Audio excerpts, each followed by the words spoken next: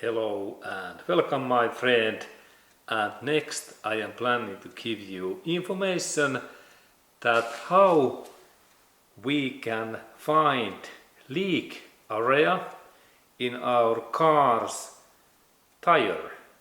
And here we have this good quality Bridgestone tire, and there is really leak because this my car's tire is flat. But now I think that where is this leak area? Because leak areas, when we found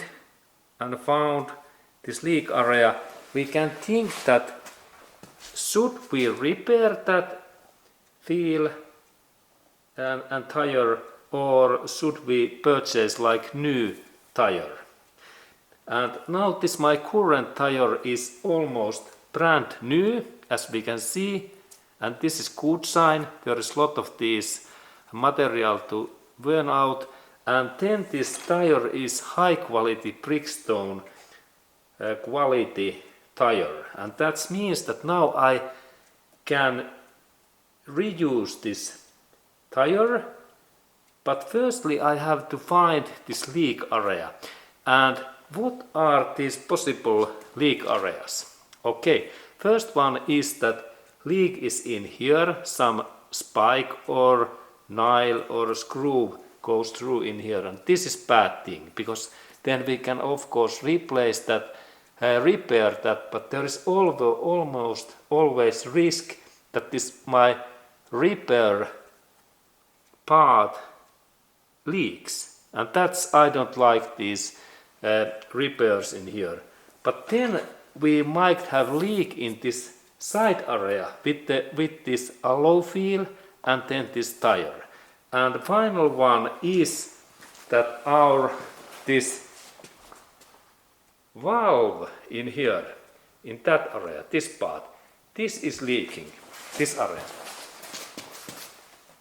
that side in here. But now we have to find this air leak area, and how we find this area. Next I will show this great way to find this leak, this air leak in our tire.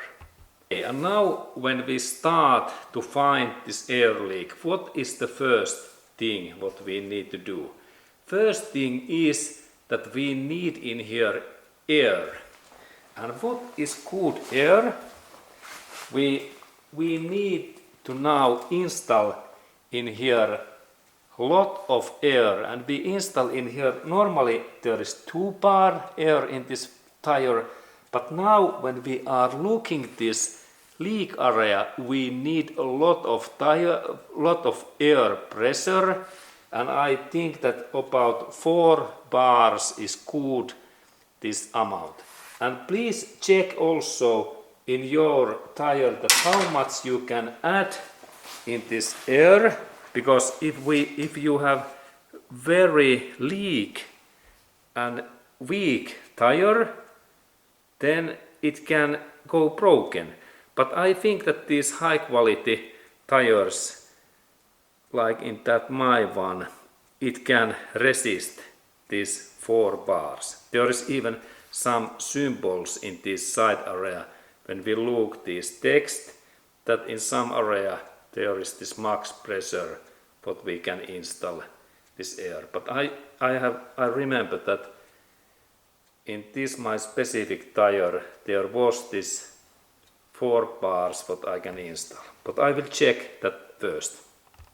Okay, and now I really find this area, and there is small text in that area what tells to us that max pressure in this my current wheel is 44 psi, and this means about 3 bars air pressure.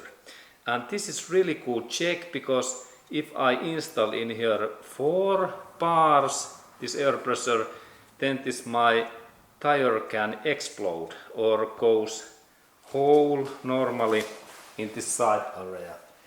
But now I install in here really these 3 bars, and this air amount that why we install so much air, the purpose is that we need a lot of pressure inside, that this air goes more easily. Now I take this my cap hat, and then I install this my air valve, and now when we look that, now there is no any pressure because it is empty. But now I install in this three bars.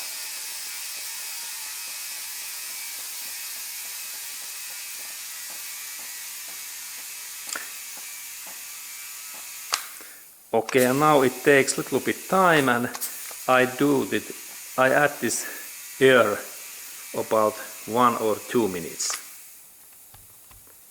Okay, and now we can see that this air pressure is this 3 bars in here in this my meter, and that means now that now we have this air enough for that leak test. And next I take this my air hose away, and what we need next, we go to step 2 next. We need now next pick this canister or some another pool where is water. Okay, and now we really need pick this canister. What we next fill, and we install that canister full of water, and what is right side to our and your tire. Now I lift this my tire, and this canister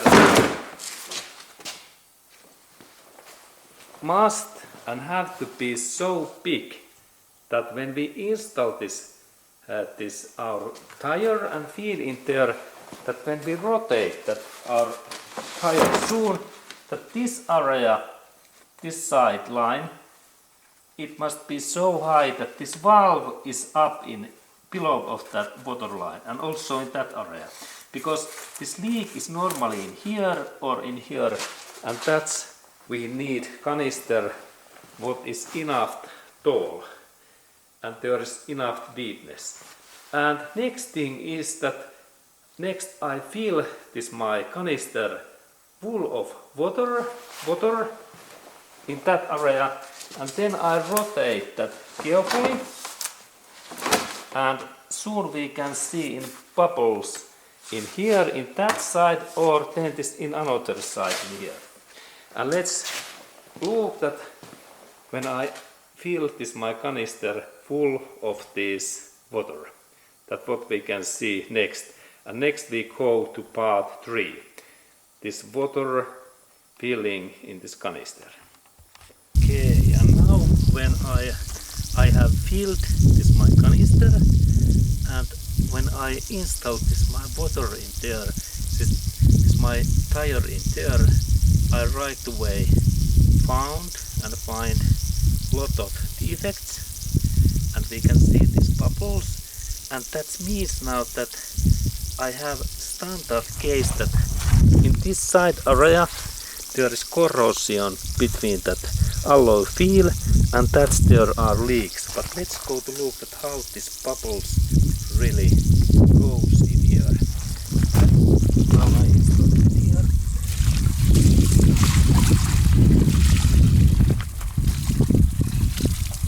There is a lot of these. This is easy stuff. Can you see? Bubbles. And now I think that this is my feels reason that this tire is okay, but now there has been go some sand in here, and then time has been in winter and summer makes small corrosion in here, and this is easy to repair. This my leak now when I take this tire away from this wheel and I clean then this my alloy wheel inside area, and then I can install this my wheel back. And this was very nice and easy thing. Again, because this is so nice to look. Look, this is so great sign. This is so easy, and then it is good to rotate this wheel all areas. And wait, can you see bubbles? Yes, there is a lot.